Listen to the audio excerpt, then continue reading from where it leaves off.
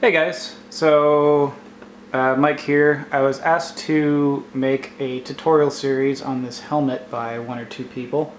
So I kind of skipped over the first step because I was just taking photos, but I'll kind of go over what I did. And I'll try to make these videos not too long so that you're aware of the process, but you're not bored out of your mind. So what we have here is I'm going to be making the Batman Arkham Knight helmet. I'm going to try and make it as accurate to the video game as possible.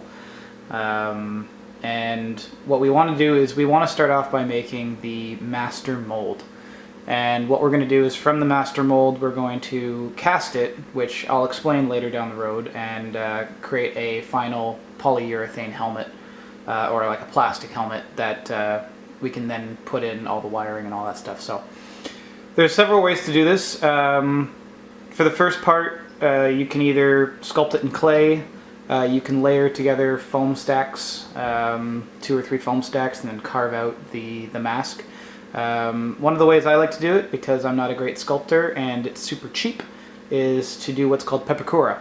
And Pepakura is where you take a 3D model on your computer, you flatten it out, print it out on cardstock, and then you glue it back together to get a final finished 3D representation of your helmet, as you see here. So this is cardstock and glue. That's all there is to it. So all I'll do is I'll just tell you what you'll need for step 1, and I'll show a few pictures, and then I'll move on to step 2, which is the one I'm doing tonight. So to get this Pepakura helmet, you'll need the following items. So you'll see I have the ears separate, because when I actually go to cast this in the mold, these will end up sticking out and it's going to cause a bit of an issue. So I'm just going to cast them separately, mold them separately, and then screw them onto the helmet, which might make things a little easier. So get this out of the way. To do Pepakura, you'll need the following items. You'll need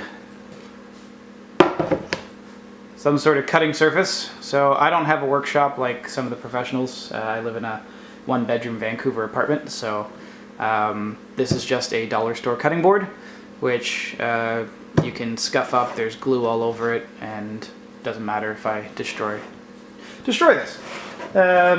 So cutting board. After that, X-Acto knife. You can see there's glue all over this thing.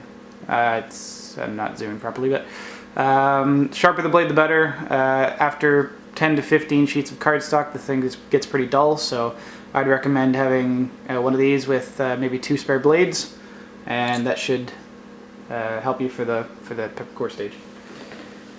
After that, glue gun.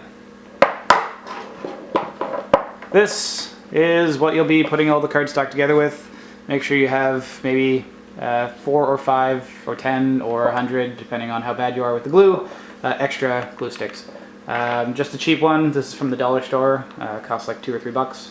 I know at the dollar store you'd think it's $1, and it's good. Cardstock.